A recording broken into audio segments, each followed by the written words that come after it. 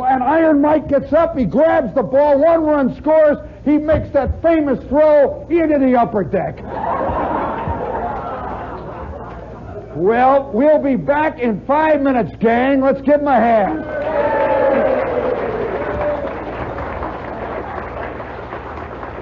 Oh, we're on the air again. Oh, we're back on the air. WOR chickened out. Listen, I'll tell you, when you talk about stories of defeat, and I think this is the basic lure of the Mets, seriously. I think the lure of defeat, hey, come on, Eddie's out here. I think the lure of defeat is one of the strongest lures that we all have. That because every one of us secretly believes he is a loser. Seriously, he really does. I think even presidents believe it. Can you imagine LBJ waking up in the morning? He puts on his socks, He's putting on his socks.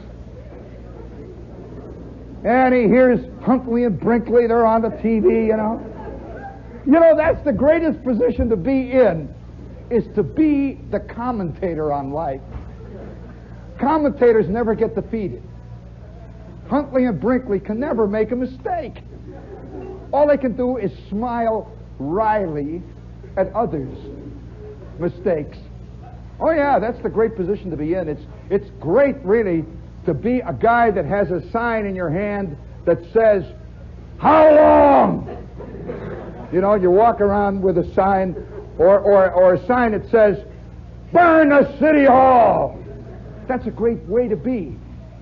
Can you imagine the terrible feeling it must be to wake up at 8 o'clock in the morning and be the mayor of New York?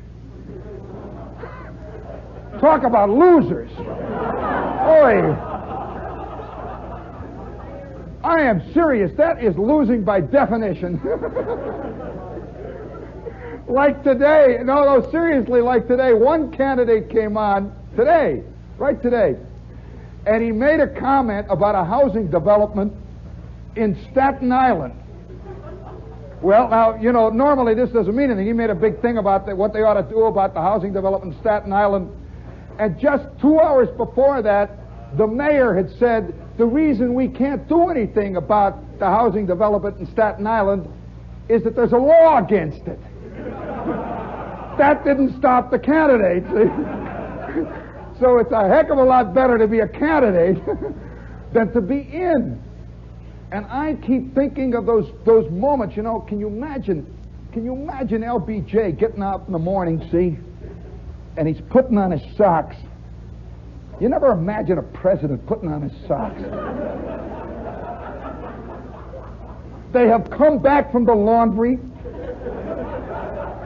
And you know how the laundry makes them into little golf balls?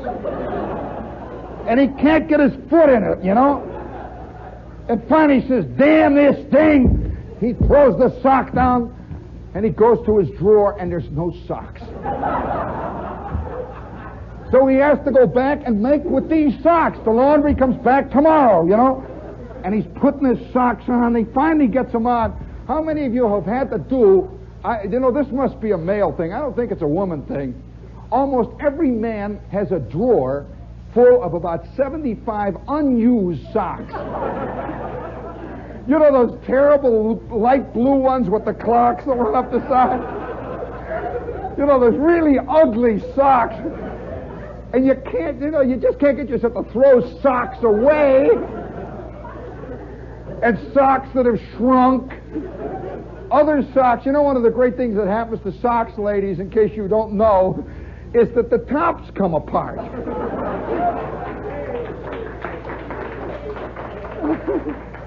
All that top, it comes out and it starts slowly sinking down.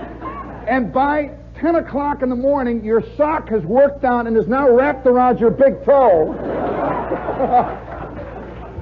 All by itself, Well, I can just see the president in the morning. He's putting on his socks.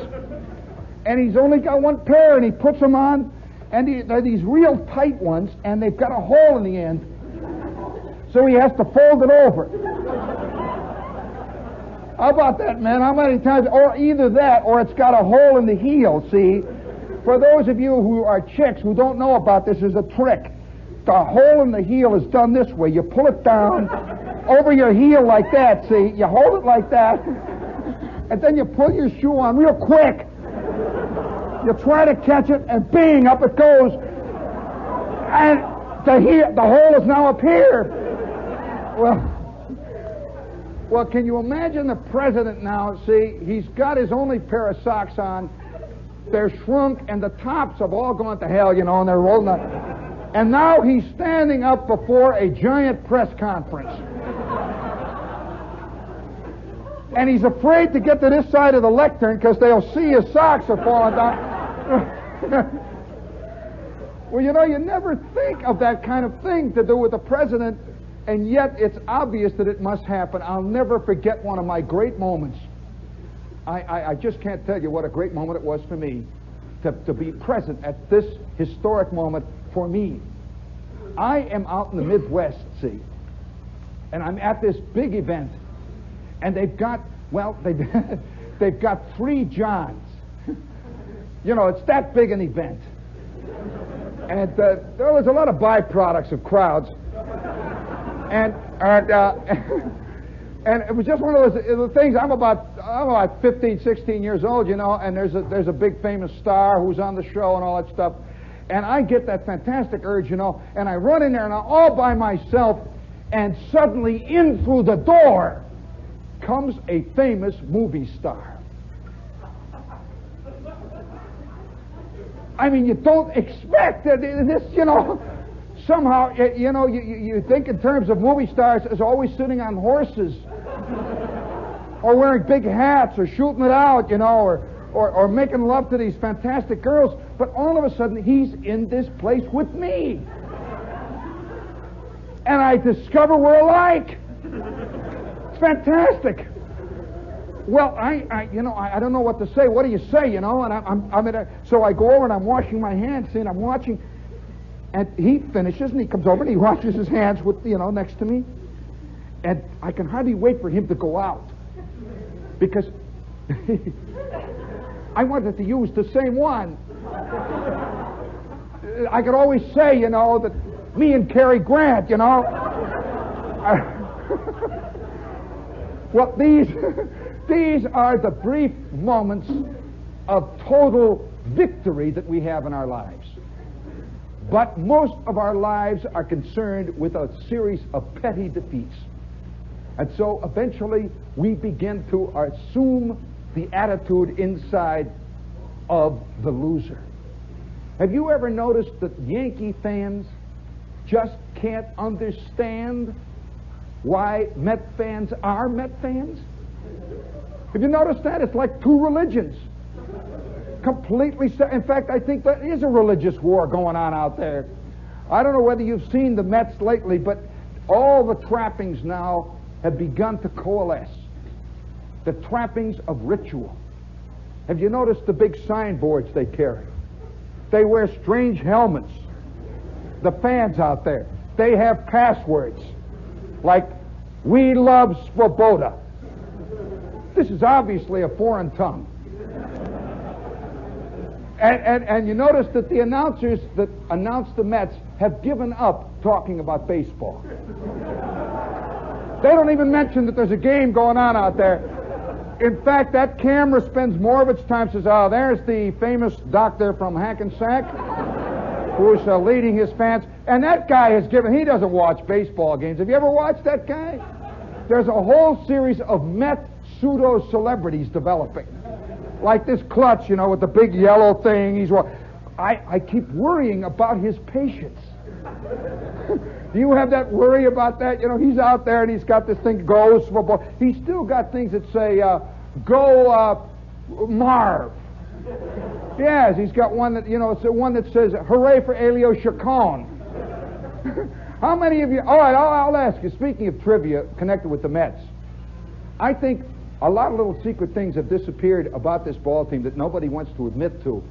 How many of you can tell me the name of an ex-Met who has led the American League at least 3 or 4 times this year in runs batted in and in home runs? What's his name? Felix Mantilla. How many people know he's an ex-Met? He had, by the way, he's hired an entire press agency to keep that out of the papers. He doesn't even admit it, boy. And the way he wails that ball, you know, he never was a real Met. Well, there's a funny thing about this Met mystique. And I listened to the other day an announcer, one of the announcers. There's nothing like a Met announcer. Honestly, they have contributed to the Met mystique far more than Ron Hunt has, who's a real ball player. They don't talk much about him. They've contributed to this myth. And the other day, here is an actual thing I took off WOR Channel 9. We broadcast them, you know. And speak of losers. Isn't it just kind of fitting that WOR also broadcasts the Hercules Theater? One of the worst film shows in the history of TV, with all those Preparation H commercials. How about those great scientific reports these guys are always making? Well, you know, it's funny to see Hercules, you know. Have you ever seen that Hercules thing? That we got a thing called Hercules Theater. You never knew Steve Reeves made all those fantastically bad movies. And they're always dubbed in some strange language. They're not speaking Italian. They're speaking movie dub talk. And you see the crowds carrying torches, and he's down there, and the lions are roaring. And then they cut away to a Preparation H commercial. How about that for reality in the midst of special spectacle? Well, the Mets are part of Hercules Theater. The Mets are part and parcel of the whole world of camp. How many of you thought of that? This is a camp ball team. It's not a real ball team, and that really is the essence of camp, is to look like the real thing, but to play it up. Like a camp artist is an artist who plays artist, but sells people pork and beans. No, seriously, that's the whole essence of camp. And so the Mets are part of this world of Channel 9 and the $1 Million Movie. They're all part and parcel. And so the other day, the Met announcer, I wonder how many of you heard this. They were playing Baltimore. No, they were playing the Phillies. Richie Allen, I remember, was involved. And the Phillies were driving hard, see? And the Mets, of course, are just being Mets, you know? And the announcer said, he says, well, ladies and gentlemen, he said, and there's a runner on first. I can see it. He can't keep it from me. You know? It's a Philly on first, see? And he's standing around out there, and he's walking around. And the announcer says, don't forget, folks, next Monday is Banner Day. We're going to have Banner Day. We expect over 1,700 wonderful banners. All of you folks who remember last year, there's a drive out to center field. It's bouncing off the wall. The runner is rounding first, and he's into second with a stand-up double. And don't forget, friends, you can vote this year on the banners. Yes, send your name and address to Banners here in care of WOR Channel 9 Rheingold Banner Contest. There's a long drive. It's in the upper deck. That makes the score 7-3. You know, Lindsay, I think last year's Banner Day is not nearly as good as what we're going to have this year. And then the camera picks up 8 kids saying, we love Ron Swoboda. And the ball game is going on down there, you know. It's being played underground. Well, I suspect that one of the things, of course, there's 2 things that go to being a Met fan. One is the obvious identification of being for a loser. And you know how they called it the team of youth. Youth today thinks it's a loser. Are you aware of that? That almost every kid under 20 thinks that he was born Holden Caulfield. He was born a beautiful, sensitive person. He was born a person with great insight and love for all of humanity. And these klutzes don't understand it. These idiots like mothers and fathers and people and teachers, and the fuzz and the whole world, you know. And so they identify with the Mets, you see, who really, in a sense, are defying gravity. The Mets, to a man, almost with maybe one or two exceptions, really should be playing in the International League. You know, they're defying gravity. They're in the major leagues, but they should be a little bit lower.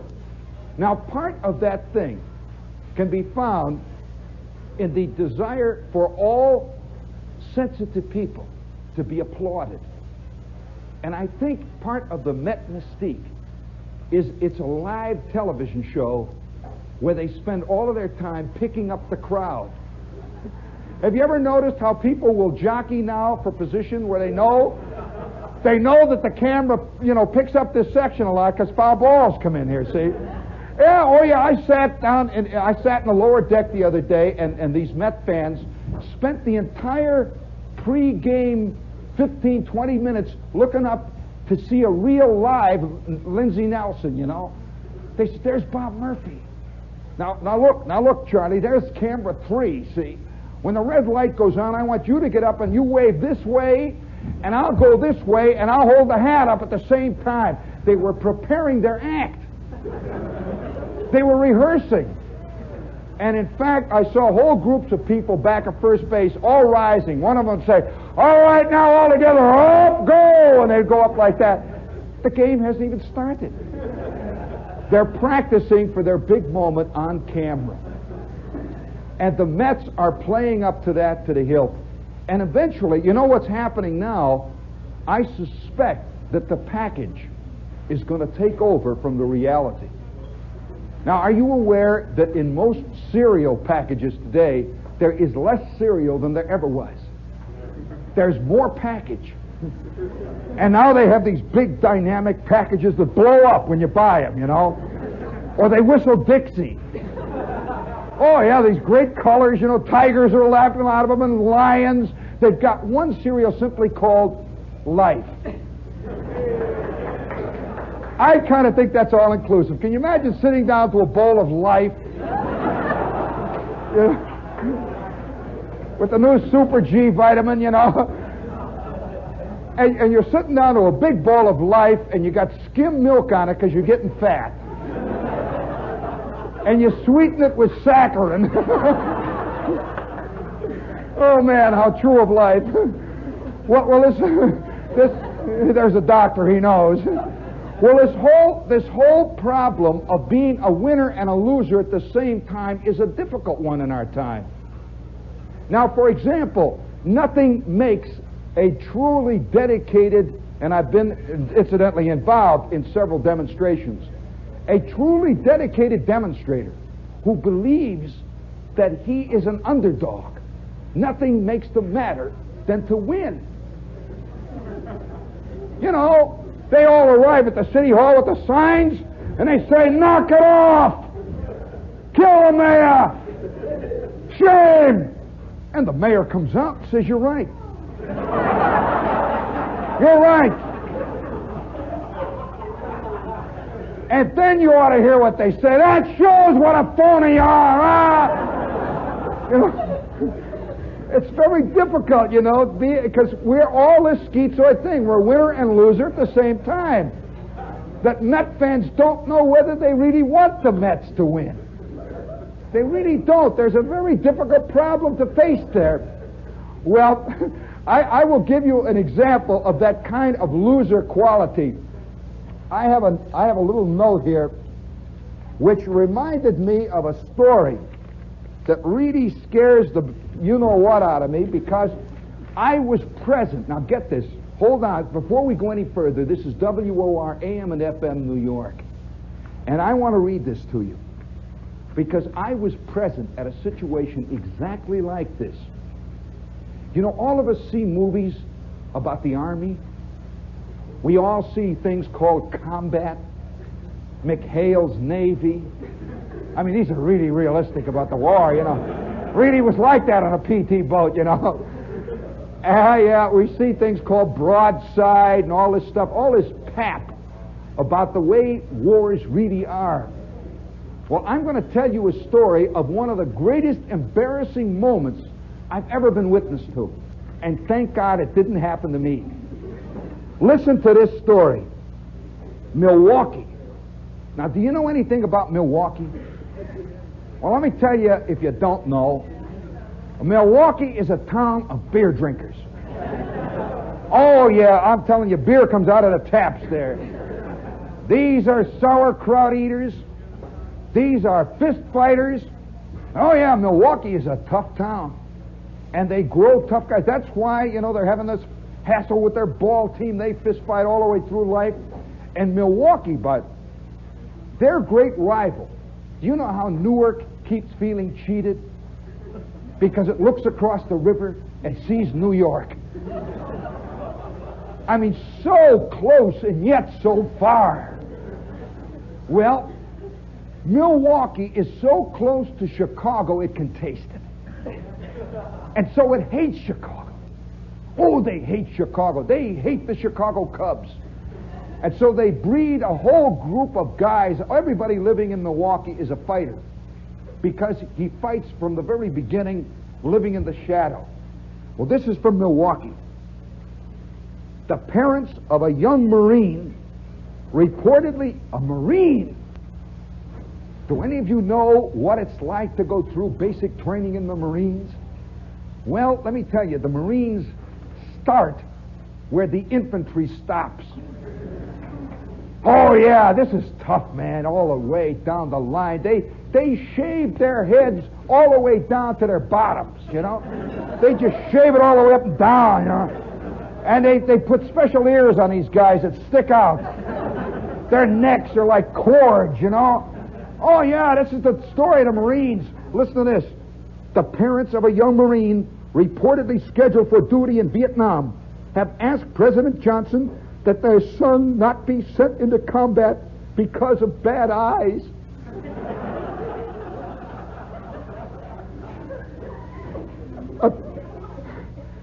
These two parents have written to the president in the case of their son, Dusan. He's got troubles already with a name. I mean, you know how it felt to grow up all of your life with the name Gene spelled with a J? Listen, I fist fought my way through every grade in school. How do you think I got so aggressive? So wiry? Well, I can imagine a kid named Dusan. That is problems right there. Oh, I feel for you, kid. He's 18, and they said that their son spent all but the first 3 months of his duty in the Marines playing the clarinet. And now they're sending him to Vietnam. Well, all I could say is, can you imagine Dusan? Can you imagine him explaining this to the guys in the barracks? Well, let me tell you this. Oh, nobody thinks about those little things. Can you imagine all of a sudden some guy is sitting in the barracks in the 1st Marine Division, and there's this klutz next to him, and he's this 18-year-old lunk who weighs 270 pounds. He's got two little eyes like steel marbles.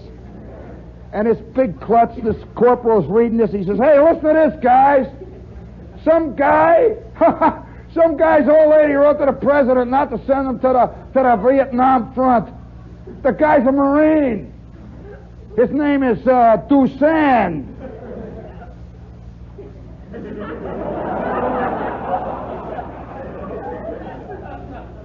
Private D.W. Klutzmeyer suddenly becomes Dusan Klutzmeyer. And all of a sudden, the entire crowd is looking at him.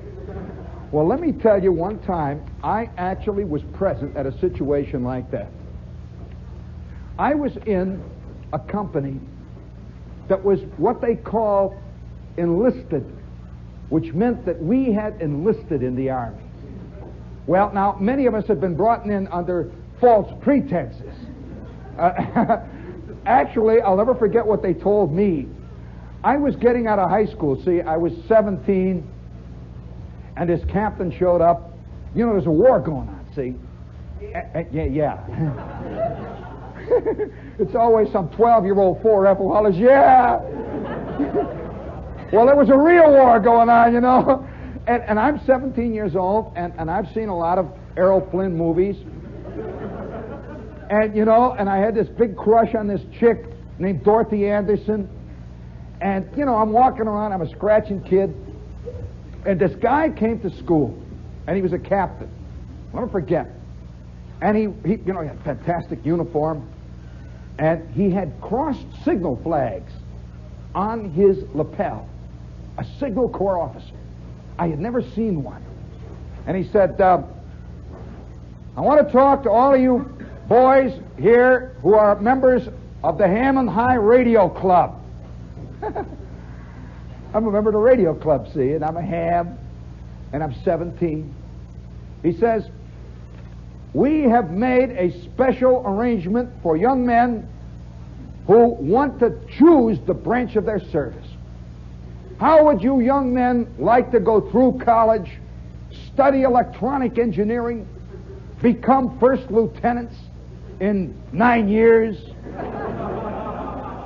We will send you to college. You'll have this wonderful time. We'll pay you at the same time. And then after it's all over, you'll be a first lieutenant in the Signal Corps. Now, otherwise, if you don't sign up, we know who you are. Well, you know, I thought, gee, that's great. You know, I'll go to college, and I'll be in school, and for 4 years. By then, maybe the war is over. I'll be a first lieutenant, and I'll be like Errol Flynn, and Dorothy Anderson will love me, and all that stuff, see? So I go up and I talk to him, along with Schwartz and Flick and a couple of other guys. And he says, all right. He says, fill out these forms, and we'll let you know. Well, you know, this is funny. I've got a real form, and it says Army of the United States, and it's an enlistment blank. Now, that's different from filling out a draft form. You know, it's very exciting. It says age, it says training, put down all your teachers, and write down the grades you got, write down where you were born, what your mother's maiden name was, when she was born. You know, I never thought of asking my mother exactly how old she was. You know, that sort of thing. So I sat down, I filled out this form, and I went home. And 2 weeks go by, and I get another form in the mail, which I sent back without even mentioning at home. A week goes by, and my mother greets me at the door. I'm home from school, you know. And she says, the Army called. I said, the Army called, Mama. She says, yes, are you joining the Army? I said, no, Ma, they're just sending me to college.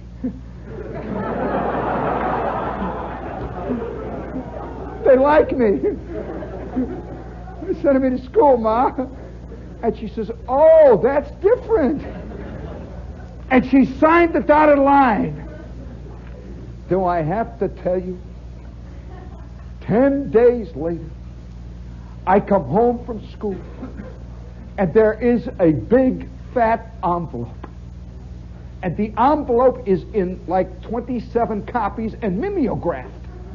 And had all these names, like 100,000 guys. And it says, the following shall report June 6th. They following shall report to Fort Sheridan with the equipment following issued, 1 bus ticket, 1 ticket to the train station. The following men shall report. And way down it says Shepherd, J.P. 1609896 PVT. It didn't say anything about Harvard. I didn't know that they had started a college at Fort Sheridan.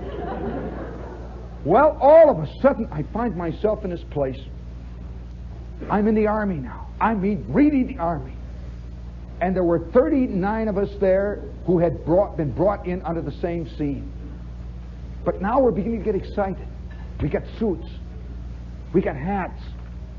And you know, you hear guys marching around out there, and the first thing they holler out of the barracks is, You'll be sorry.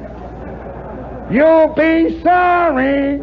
All of the guys that have been in the Army 8 minutes are hollering that. You could all tell the veterans, they never said nothing. They just walked around, you know. They never hollered, you'll be sorry. Well, here we are, you know, we're all excited.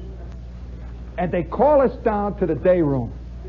Now, the day room is kind of like, if you can imagine, a pool room run by the YMCA with little touches of prison life. You know, there's a piano and there's a ping pong table that comes complete and equipped with 2 staff sergeants. They come with it. This is called ping pong table M1/revised model number 2, with 2 staff sergeants that occupy the position at the end of each table playing. That's to keep the other yucks from, you know, getting their mind off shooting and all that stuff.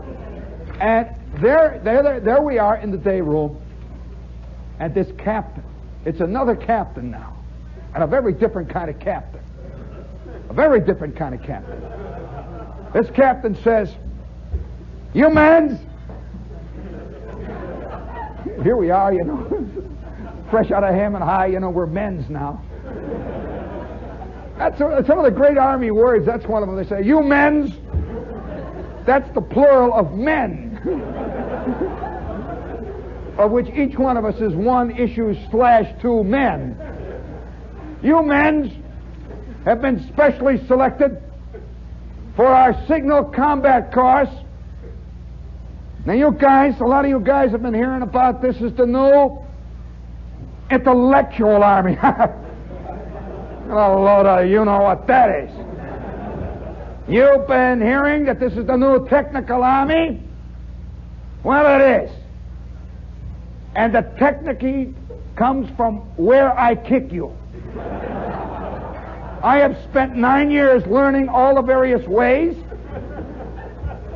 And if you think you're going to goof off in his company, you have got another thing coming. You know, I'm sitting there, goof off. I didn't even know what the word goof off meant. Except that's not the phrase he used. I'll never forget the first, after a year in the Army, getting home on a 3-day pass, and Dorothy Anderson, this beautiful little Dresden doll girl, used that phrase. Only she used the Army initial designation for it. And I couldn't figure out all night whether she knew what she was talking about or not. I'm surprised at the number of things, you know, like the other day I heard this whack corporal on one of these jazzy TV shows use a phrase which in the Army meant only one thing. I wonder how many GIs suddenly jumped up and says, how can they do it on television? Oh, yeah. Well, I'm sitting there, see, and he's giving us this talk. Well, I'm with 37 guys. He says, you guys are on your way to a place called... He's building it up, see. You are going to Camp Crowder. Now, I don't know what you've heard about that cow or Belson, but Camp Crowder stops about 10 feet short of where they begin. Now, that's where you're going. And this outfit is going to be the best damn combat signal wire-laying outfit in the whole damned Army. There was only one word in the entire phrase and we knew what he meant. And we didn't think he was referring to that. And for the first time, I realized that this Army was not what it was cracked up to be. It was like 10,000 times more. Well, we are put on a train. And we go off into the night. And we travel day and night into the sidings. Out of the sidings, we're on this troop train. And we are gradually becoming soldiers. And we finally arrive at Camp Crowder. And it's raining. It rained for 7 straight years there. Are you aware that they've had a drought there in that area since World War II stopped? All I got to say to Mayor Wagner, if we want to do something about rain, draft about 40,000 guys, put them in a camp right next to the reservoir up at Croton, and it will rain till hell won't have it. It'll just come down. Put these guys through the infantry course. Well, it started to rain. It's raining steadily. And I remember,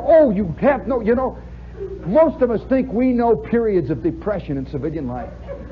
Well, I can't tell you how it felt to stand out there the third day in the Army. And I realize now, they're not kidding. They're really going to go through with it.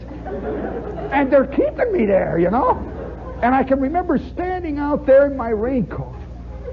It's 5 o'clock in the morning.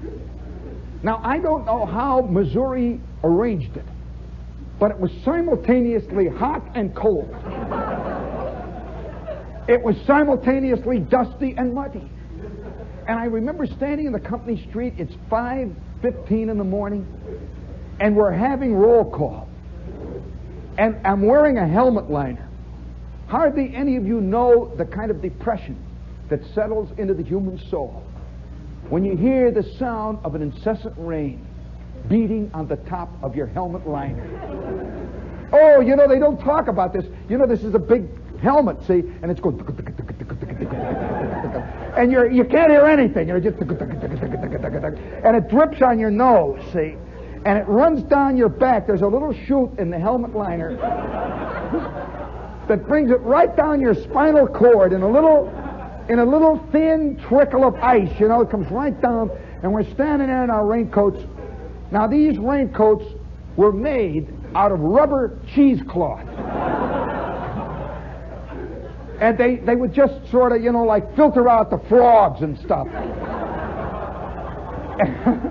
Yeah, that's the truth, and you're wet. You're just wet all the time. You sleep wet. You eat wet. You go to the John wet. You fist fight wet. You do everything wet. You see, and it's raining like this.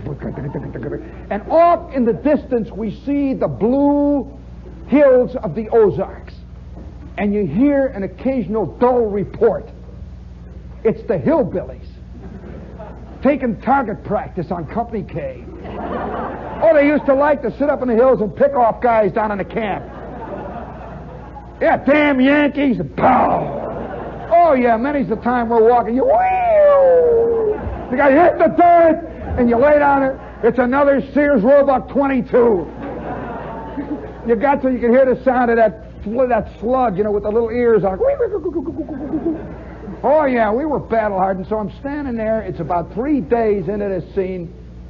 That's when the realization begins to set in.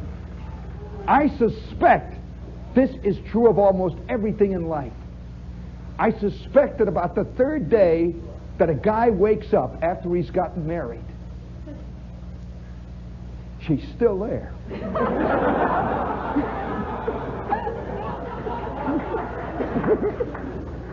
But she's not going, Oh, wow, and there's a lot of little things like that. Like you take a job, you get a job in this place, and they put you down in the mailroom or some terrible place or in the Costa County Department, and the first day you're all excited. They're teaching you new kinds of red tape, It's all exciting right this minute, see? And they say every morning at 10:15, this guy will call up. He'll call up from the shipping department, and he'll say, "Yowza." He thinks that's funny. He'll say, "Yowza," and you say, "Okay, number 7 sheet mill, 14,028.42. We go to bed at 7:22. Okay, Jack? Yowza." That's all he says. And you think it's kind of cute. Well, the third day, you pick up the phone, and the guy says, "Yowza." And you pick this thing up, and you know he's not kidding. And this is going to be your life. There's no escaping it. By the end of the 4th day, you're drinking. By the end of the 5th day, you're telling dirty jokes down by the water cooler. By the end of the 6th day, you've joined the union. By the end of the 7th day, you're very seriously reading the New York Times want ads. By the end of the 23rd year, You just sort of stand. You pick up the phone, he says, yowza. You say, number 7 stack, 26 track. Well, that's what happens in the Army. By the end of the 3rd day, you look out and you know they're not kidding. And I'm standing there with my M1. Next to me is Zinsmeister with his M1.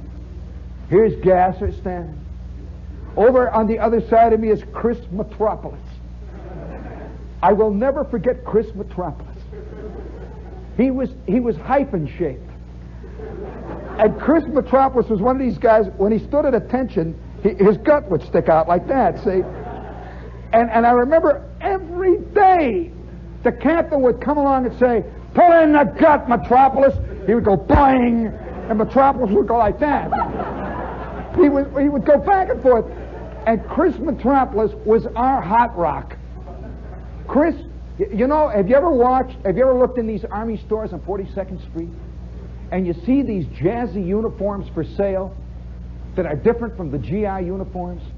Special hats, you know, with a snotty cock to them, you know, with the things that stick up, with the gold stuff all around there. And you can get field jackets that are cut by tailors. All little fancy stuff. Well, Chris was the first hot rock GI in our company. All of us had GI hats, you know, that were this kind of, well, you know what color they were. There was an Army phrase for that color. Again, I can't go into that. Well, we had the standard hats. Chris had this dark forest green hat with the 2 little rockers sticking up. You know, he'd stand there, his uniform cut in. And Chris was our hot rock. Next to Chris, Roswell T. Edwards would stand. Roswell was our, well, again, there's an Army phrase. Roswell was the guy that would polish the insides of the brass doorknobs. And he was the guy that made life a veritable hell for the rest of us. He loved it. There are some people who like washing walls. And they really do. They say, look at this. Hey, this stuff really works, you guys. Come on, look at that. I saw Roswell clean the latrine. It was a work of art. It was like the Eroica Symphony. I'll tell you, the Johns never sounded the way they did when Roswell T. Edwards was latrine orderly. It was like going into a church. You could see love everywhere, you know. And Roswell, oh yeah, you know, all of you hear all the time in your life about KP, you never hear about LO. That's latrine orderly. And that's 50 times more interesting than KP. And you know, nothing is more heartwarming than to see a latrine orderly at 5 o'clock in the morning standing proudly in his latrine with the bowls gleaming. You know, they gleam there like emeralds. They're all lined up and his mirrors are shining. And he's got a tank of hot water.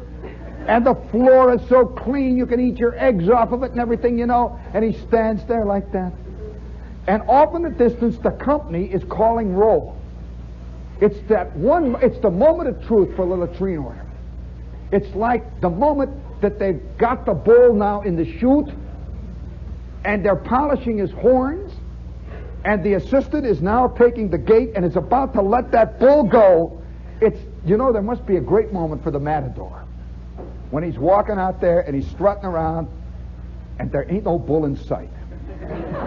He's waving his hat, you know, bowing, and the band is going da da da da da da da da da da da da da da da da da da. He swirls his cape, da da da da da da da da. Then all of a sudden, some killjoy pulls the thing out and this bull walks around. He looks around and he spots this guy going da da da da da da da da da da. And the next thing you know, he's up in the upper deck.